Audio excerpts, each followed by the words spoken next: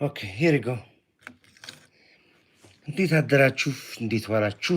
እንዴት ከረማችሁ? እንደ ሰዓት አቆጣጠራችሁ ሰላም ናችሁ ወይ? ሰላማችሁ ብዝት ይልበልኝ። እንግዲህ እያወሩ እንግዲህ ተነስተዋል። እስኪ ጀባ ሸፋ ድምቅ እናርጋችሁ ብለን ነው ደግሞ ዛሬ መጣ ነው። እንዴት ናችሁ? እንዴት ነበር ውሏችሁ? እንዴት ነበር አዳራችሁ? ሰላም ነበር ወይ? አሸወይና ነገሩ ሁሉ ተስተካክሏል ያለው እንግዲህ ያው የተባለው ነገር ሁሉ የሆነ ተውያልን እየመከርን ሰው እየወጣ እየተንቦዛቦዘ አለ እና እኛ ምን ማድረግ አንችልም። እኛ ህግ ይከበር ነው ያለው። ህግ ይከበር፣ ህዝብ ይከበር ነው ያለው። ያ ነገር ምንም አላለም። አንዳንዶቻችሁ አንዳንድ ኮመንት ጽፉልኝ ያላችሁ፣ አንዳንዳችሁ በስልክ ትደውሉልኝ ያላችሁ፣ አንዳንዳችሁ እኔ መረጃ ነው የምሰጠው እኮ። እኛ እኮ ፈራጅ አይደለንም እኮ እኛ መረጃ ግን እንሰጣለን። ጽንፈኛ አነፍንፈህ እንዳትገባ ሌላ የፖለቲካ መንገድ እንዳትይዝና እንዳታጭበረብር ህዝቡን እመጣብሃለሁ። ከስር ነው የምከተልህ። ከስር ኮቴ ለክቼ ነው የምከተል ያለሁት እንጂ ሌላውንማ ራሱ መንግስት ያውቀዋል የሚሰራውን እኮ። ምድር ጽንፈኛ እየወጣ ኮርዳይት ምን ያደርግ? ኮርዳይት የታቦት ስም አደረጋችሁ ታውዱ እኮ። አሁን ኮርዳይት የታቦት ስም ነው በቃ። በስሜ አሁን ታቦት መቅረጽ ነው የቀራችሁ እኮ። በሙሉ ሚዲያውን ያለው ኮርዳይት። ከአዶናይ ተገልበጣችሁ ወደ ኮርዳይት መጣችሁ።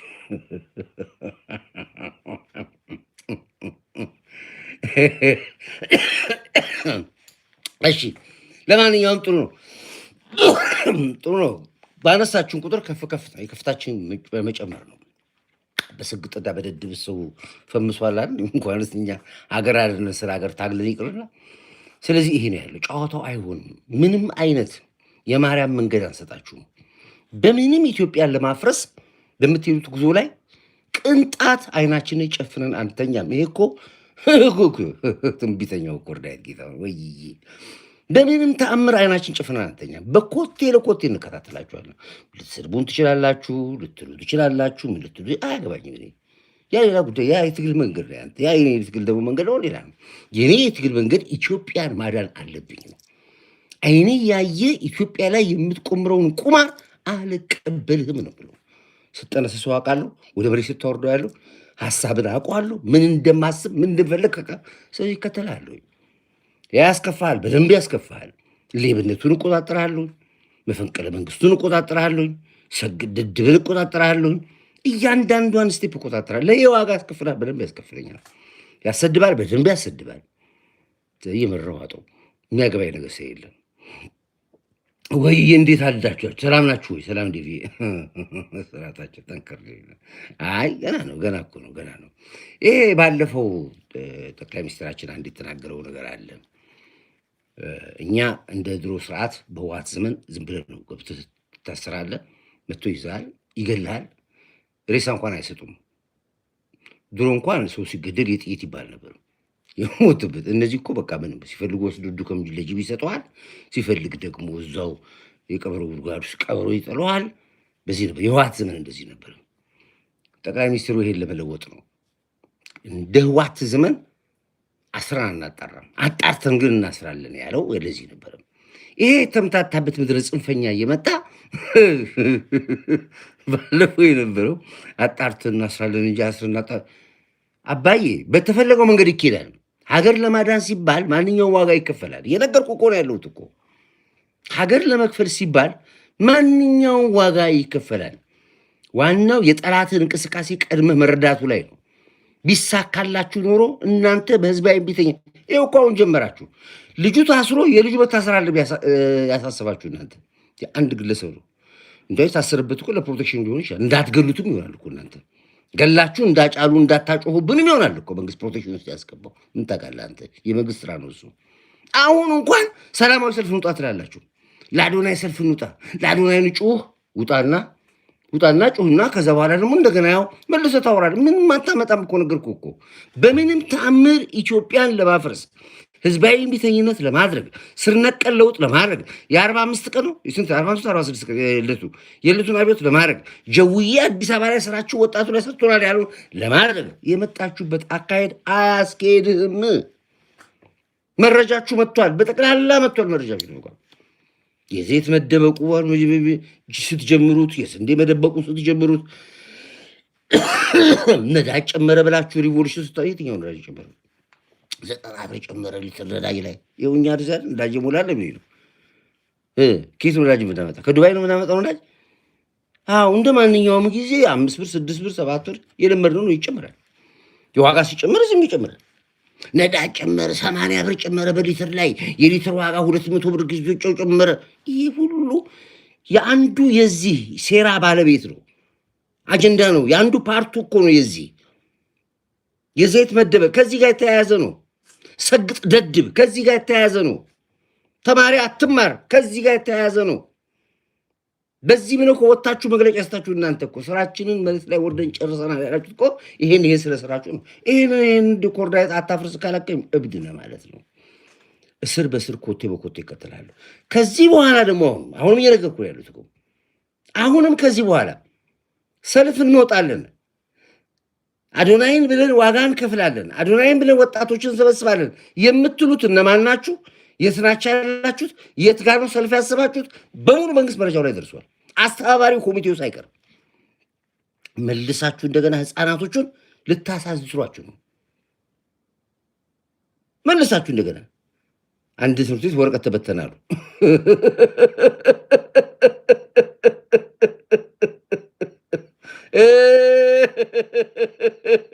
የሆነ ትምህርት ቤት ወረቀት ተበተናሉ። አንድ ደወለላ ምን የሚለዋሉ ከነገ ጀምሮ ትምህርት ቤት የትምህርት ማቆም አድማ እናደርጋለን፣ አዶናይ እስኪፈታ ድረስ ትምህርት አንቀጥልም ብለን እንጣለን።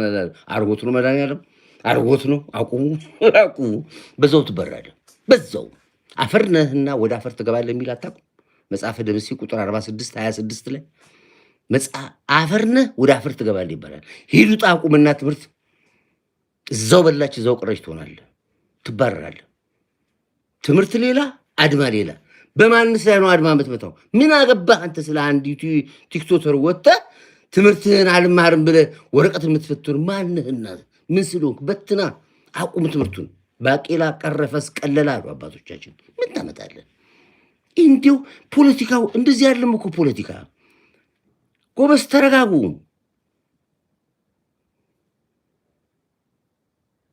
እንዲህ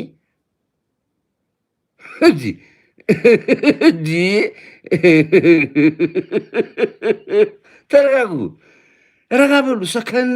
እስኪ አንድ ዘፈን ክፈቱ እናንተ። ሰከን በል። ሰከን የሚዘፈን የለም እሱን ክፈቱላቸው እስኪ። ከምግብ በፊት በቀን 3 እሱን አዳምጡ ይሻላችኋል። እኔን ጥሉ እያላችሁ ብትም አድርጋችሁ ጥሉ። ስለጠላችሁኝ ተጠቃሚ ነኝ። ብትወዱኝ ነበር የምጎዳው። ጽንፈኛ አዳምጥ ቁጭ ላይ ብትወዱኝ ይጎዳ ነበር። ስለምትጠሉኝ ተጠቃሚ ነኝ። ምን አይነት ዘመን ውስጥ እንደገባን እኮ ነው ግራ ይገባን። እየነገርኩ ተው እያልኩ ተው ይሄ ገደል ነው እንዳትሄድ እያልኩ ገደል ገብተህ ታለቅስብኛለህ። ወጥኔ አሁንም እየነገርኩ ነው። ሂድ አውጣ አድማ ብታ ሂድ። 10 ሆነ እንኳን ተያይዘህ ብትሄድ መንግስት እርምጃ ወስድብሃል። 10 በግሩፕ ሆነ እንኳን ትምህርት ቤት አቁመህ ምናምን 10 ሆነ ሂድ።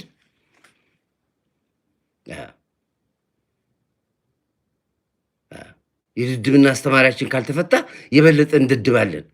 አዲሱ እንደገና ቻሌንጅ ሰግጥ። አዲሱ ሰግጥ።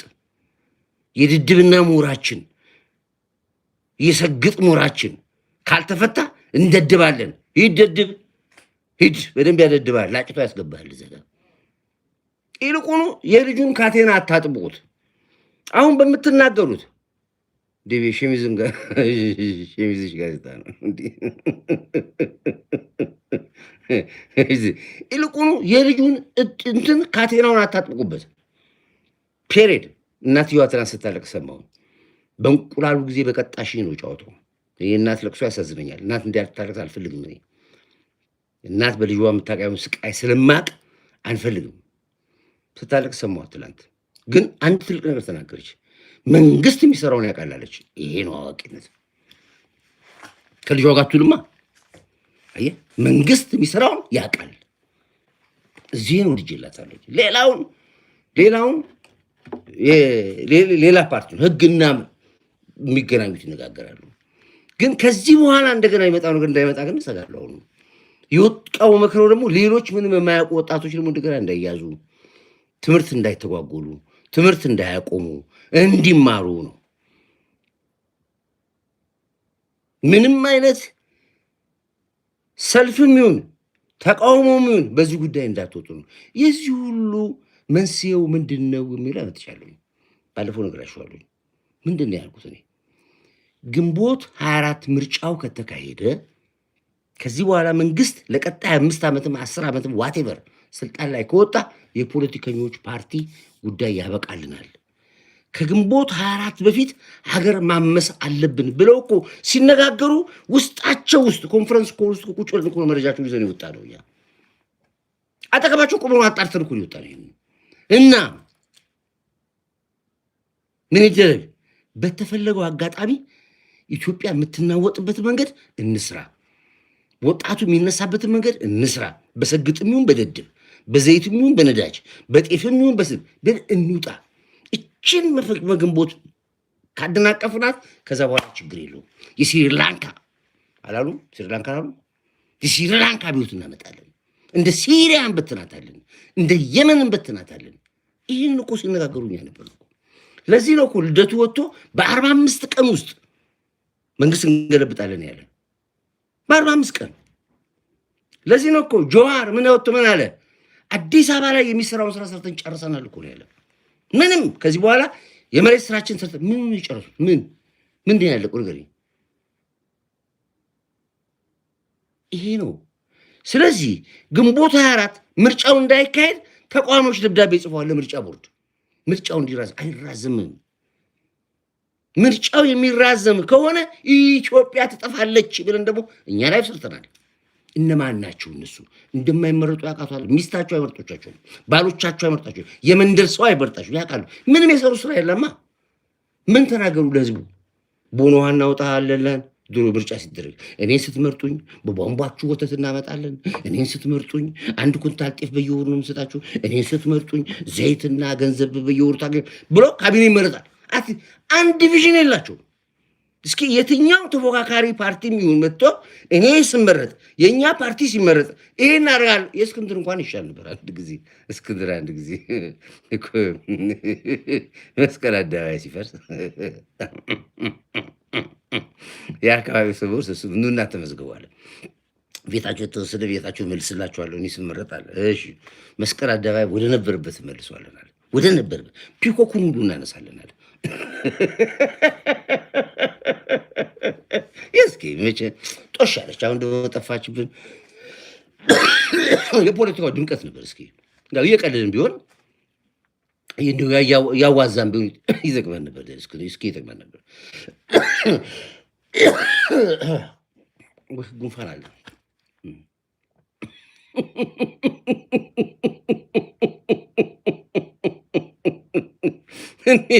እኔ ብትመርጡኝ መስቀል አደባባይ እንደነበረው መልሷሉ አለ። እኔ ስትመርጡኝ የተወሰደባችሁ ቤቶች በሙሉ ካሳንቺስ አልቀረብ መልሳሉ አለ። ፒኮክን አነሷሉ አለ። የመጀመርጭ አትሊስት ጎል አለው እንላለን። አሁን ይሄንን እንቀበላለን። እስክንድር እንቀበላለን። ምክንያቱም ጎል አለው፣ አላማ አለው። እነዚህ እኮ ምንም የላቸውም እኮ ምንም፣ እንደ ፖለቲካ ፓርቲ ምንም። እንደነ ዶክተር ደሳለኝ ጫኔ ወንበሩን ስጠን ይላሉ። ጠቅላይ ሚኒስትሩ ስራ ስልጣን አስረክበን ይላል። እዚህ ፖለቲካ አለ እንዴ? እንደ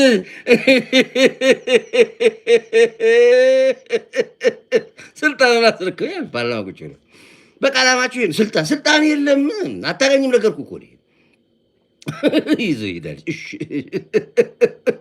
ቁጭ ብለህ ጠጣ። እናንተ ብቻ ጠጡልኝ። እኔ በልብ አድርጌ ሂሳባችሁን ቆጣሪያችሁን አዙሬ ከበተንኳችሁ ምን እፈልጋለሁ? የኔ ትግል ጎዜ እንዲህ ሰኒ ክርስቲያን እነሰግጥን እግዚአብሔር ፍቃድ ወጥቶ እነስግጥግጥ የራሳችሁን አንተን እኔ ከዚህ ጀምሬ ነገርኳችሁ። ተው ሼኑ እንደዚህ አይደለም። ከጀርባ ያለው ሼም ነው፣ ሚሽን ነው። እመኑኝ እየተናገርኩኝ ባዩ ጩፋ ተቀድሶ ተመርቆ ሰግጥ በል ተብሎ ሲባል ኧረ ተው ይሄ ነገር ይሄ ነው። እያንዳንዷን ተካቴ ይሄውና እንደገና ባዩ ጩፋ ምርቃቱ አፕግሬድ አደረገ። ምርቃቱ አፕግሬድ አድርጎ ሰጋግጥ ተብሏል። ኧረ ሊሰጋግጥ ነው። ተው አሰሙም እናንተ። መንግስት ድሮ በድዱ ነበር የሚነግስ። አሁንስ ጥርስ አውጥቷል አላልኩም ወይ? እስኪ አላልኩም ብል ነጽፍ እዚህ ጋር መንግስት ጥርስ አውጥቷል። እመነኝ ነፍስ አላል ነከሰ መጣና ነከሰ መጥቶ ምን ላድርግ ኮርዳይ ምን አድርግ ነው የምትለኝ እንዴ? እኔ እኮ ሳልናገር የሆነ ነገር ቢሆን ኖሮ አትሊስታው እየነገርኩ ጭራሽ በኔል ባሰባችሁ እናንተ ኮርዳይትን ብታበሽቁ መስሏችሁ። ይሄ ሁሉ ፖለቲካ እኮ ለኔ ነው እኮ ለኔ ይልቁ ነው። እኔን የምታበሽቁ መስሏችሁ ዋጋ ከፈላችሁበት። ነገም ትከፍላለህ ዋጋ። አሁን ደግሞ ትምህርት ቤት አድማ መጣ ወይ 10 ሆነ ሂድ ከተማ ውስጥ 10 እኔ ማደንቃችሁ ለ10 ሄዳችሁ ሰዓት ነው ማደንቃችሁ። እንኳንስ ተቃውሞ ሰልፍ ልታረግ መስጊድ ልታቃጥል ቤተክርስቲያን ልታቃጥል ህዝብ ልታሳምጽ አይደለም 10 ሆነ እድርም ይሁን እቁብ ሂድና ከዛ በኋላ የሚገጥመን ታየዋለህ። እስከዚህ ግንቦት ምርጫ ሲካሄድ ድረስ የተለያዩ ነገሮች ይሰራሉ፣ የተለያዩ እርምጃዎች ይደረጋሉ። ቢከፋል በደንብ ይከፋል። መንግስት ግን ሀገር ለመጠበቅ ሲል ህልውናውን ለመጠበቅ ሲል ህዝቡን ለመጠበቅ ሲል ማንኛውንም እርምጃ ይወስዳል። ማማት ትችላለህ፣ መብት ነው። ማንም አይከለክል። ቲክቶክ አለል፣ ፌስቡክ አለል፣ ዩቲዩበር አለል፣ በፈለከው በኮመንትም በላይቭ ሞት ስራ። እኔ ጋር አንዱ ላይ ብሎ ሰራ። ይሄ ሰውዬ ምንድነው ያለኝ? ምንድነው ይረጋል በጥቅምት 24 ጦርነት ጊዜ ደብረጽዮን ሞተ ብሎ ነበረው ሲዋሽን። እኔ ደብረጽዮን አለም በጉርጓድ በገመድ ተጎትቶ ደብረጽዮን ሞቶ ብያለሁ እኮ። ፖለቲካ እኮ አታውቅም እንደ ፖለቲካ ምን እንደሆነ ዝብራችሁ ነው በቃ። የባህልናችሁ የፈለገውንስ ባወራ ምን አገባህ አንተ? ያለው በዋት ጎራ እኔ ያለሁት በዚህ ጎራ። ሁለት ጠላቶች ነን እኮ። እንደፈለግህ አውራ፣ እንደፈለግህ አወራለሁኝ እኔ። እንዲህ ብሎኝ ነበረ እና ገና ላለው ሌላ ላለው ደግሞ አሁን የሀገር የዓለማችን የምድር ገነት ኢትዮጵያ ትሆናለች ብያ እንዲህ ብሎኝ ነበር በላው ብያለሁኝ። ሌላ ምን ልበል? ምን ልበል? ሌላ የምትፈልገው ሁሉ ላል ብሎኝ ነበር። ፖለቲካ በእነ ሚልኬሳ ጊዜ ቀረ። እንዲህ ብሎ ነበረ፣ እንዲህ ብሎ ይዞ መገኘት ነው ብዬ ነበር። አዎ ደብረጽዮን ቀብሬ ያሳይቻል። አዎ ቀብሬውን ያሳየው በደንብ አድርጌ ህዋትን አንጠባጥቤውን ያሳየው። ጥቅምት 24 ጀምሮ አንጠባጥቤው ሻዕቢያ ቋንቋው እንደ ቁራ ሆኖ ጦርነቱ ከአስመራ አዲስ አበባ የነበረውን ከአዲስ አበባ አስመራ ከተነዋል ብያለሁ። ከትቼ ነው ያሳየው። ኳሱን አንጥሬ ትግራይ ከትቼ ነው ያሳየው። ትግራይ ምን ትፈልጋለህ ከዚህ በላይ? አልነገርኩም ወይ? ይሄን አሁንም ደግምልሃለሁ። እንደገና ደግሞ የምነግርህ ነገር የሚሆን ነገር ለምነግርህ ነገር መቀበል ያንተ ጉዳይ ነው። እንዲህ ብሎኝ ነበር ደግሞ ካልክ ደግሞ ሌላ ድድብነት ነው። እነግርሃለሁ ልክ ነው የምነግርህ። እመነኝ፣ አሁንም እመነኝ። ኢትዮጵያ ጠጡ። በኋላ ነው የምትቦልኩት። አሁን ደግሞ አትቦልኳቸው። አድሚኖች ገብታቸው አትቦልኳቸው። ትንሽ አናጥጣቸው በደንብ ቁጭ ብለህ ጠጣ። ከዛ በኋላ እንነጋገራለን። ስትገረፍ ታወራዋለህ። የሚዘፈነ አታሳስሙ ዘፈን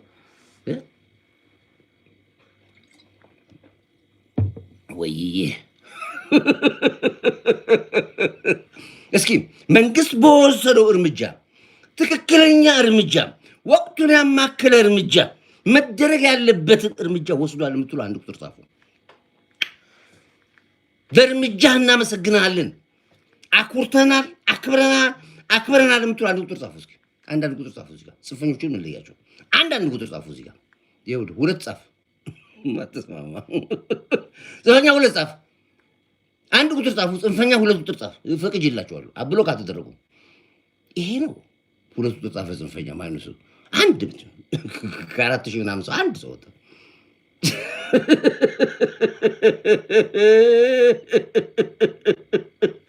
ታራለህ፣ ትደብናለህ፣ ምን አባክ ታመጣለህ አላልኩም? እስኪ አላልክም? አላልክም? እዚህ ጋር ታራለህ፣ ትደብናለህ፣ ምን አባክ ታመጣለህ ብሎኛል አላልኩኝም? ብላሳብ እዚህ ጋር ይህ ሁሉ ህዝብ ነው እምባው የታጠበለት። የዚህ ሁሉ ህዝብ እምባ ነው መንግስት ያኮራው። ይህን ሁሉ ህዝብ ነው በየቤቱ ትላንትና ፏድ ምቅ ያደርገው የመንግስት እርምጃ ቆፍጣናነት። ይህን ሁሉ ህዝብ ነው ያኮራው። ዛሬ ህዝብ ሁለት ብርድ ልብስ ለብሶ ይተኛል። በኮንፊደንስ በቃ ተማመነ። የትም እንደማትሄዱ አወቀ። ለመንግስታችን ሰሉት ብለናል። ሰሉት ፌደራል ፖሊስ፣ ሰሉት ኢንሳ፣ ሰሉት አርቲፊሻል ኢንተለጀንስ፣ ሰሉት የደህንነት ተቋሙ። እናመሰግናለን መከላከያው ተቋማቶች። አሁን ነው ጀግና ያደረጋችሁን። አሁን አኮራችሁን። አሁን አቅማችን ለጠላት አሳየን። ይሄኑ ታሪክ አስመራ እንደግመዋለን። ይሄኑ ታሪክ ህዋት መንደር እንደግመዋለን። አሁን ሰሞኑን ነው የምንደግመው። አሁን እንደግመዋለን። የጀውሳው ጉዳይ ከዚህ በኋላ ቅንጣት ሆኖ ፖለቲካ አይሆንልም። እዛው ኳሱን ሰተናቸው እዛው እየተባሉ ነው ያሉት። ዘመነ ካሴን ገደሉት አሉ። ትናንትና ማታ ገደሉት ነው መቱት ነው ያሉት። በትይታ ተቋሙን አፈረሰዋል። ደግሞ እኮ ኬት ነው እናንተ? ቆይ ተቋም ግንባታ ይላሉ፣ ተመሰረተ ይላሉ፣ ምናምን ተቋቋመ። ወዲያውኑ ደግሞ ደጋምጣ ይሄ የተመሰረተው ተቃዋሚ እንትን መጣ ከጎጃም ይላሉ፣ ከጎንደር መጣ ይላሉ። ባፈረሱት በተኑት። ከዛ ገደሉት። ማንን? አምትራን አርበኛ እንትና አርበኛ ተገዳደሉ በሚል የአማራ ፖለቲካ አለቀ። አሁን የአማራ ፖለቲካ ከዚህ በኋላ ተገዳደሉ ፖለቲካ ተብሎ ስሙ ሁሉ ወጣለት። ተገዳደሉ ፖለቲካ። በተለይ ማስረሻ ሰጤ ከወጣ በኋላ ያጠቅላላ እቅድ ዓላማ ፖሊሲውን ጭምር የኤርትራ እጅ ምን ያክል እንደሆነ፣ የግብፅ እጅ ምን ያክል እንደሆነ፣ የህዋት እጅ ምን ያክል እንደሆነ ጠቅላላ አጋለጠው። እኔ ምን አልኳችሁ? ፋኖ የሚባል ኃይል የለም። ፋኖ ማለት ከሻቢያና ከህዋት የወጡ ወታደሮች ናቸው። የኢትዮጵያ አየር መንገድ በረራ ሲጀምር ትግራይ የመጀመሪያውን 7ቱን ቀን ቦይንግ ነበር የሚል የነበረው። ቦይንግ በኢትዮጵያ ታሪክ ዶሜስቲክ በረራ አያውቅም። ለመጀመሪያ ጊዜ ቦይንግ የጀመረው ትግራይ ነው። በቀን 2 ፍላይት ነበረ ቦይንግ ሲበር የነበረው። እያንዳንዱ ቦይንግ ላይ ይመጣ የነበረው በሙሉ የህዋት ወታደር ነው። አርሚ 50፣ አርሚ 40፣ አርሚ 20። እኔ አቶ የማነና ያልተናገርም እዚህ ቦበንት ያልተናገረም እዚህ መረጃው ስላለ ያ የገባው አዲስ አበባ ይገባል፣ ጎጃም ይገባል፣ አዲስ አበባ ይገባል፣ ጎንደር ይሄዳል፣ አዲስ አበባ ይመጣ ወሎ ይሄዳል። ተሰማሩ። ፋኖ በዛው ተቋቋመ። ያ ፋኖ ነው ያለው። አሁን እመኑኝ አማራው በምንም ተአምር እያልኩ ስርስል ይሄው ግልጥ ብሎ ወጣው። ማን አጋለጡ? ይሄንን ማስረሻ ሰጤ። እኔ ቆርዳይ ድሮ የተናገርኩ ዛሬ ማስረሻ ሰጤ ጥሩ አድርጎ አመጣው። ቁጭ አለው። ህወሓቶች እንደሚዋጉ ጎጃም ላይ፣ ሻቢያ እንደሚዋጋ ጎንደር ላይ፣ ሰራዊቱ የማን እንደሆነ መሳሪያ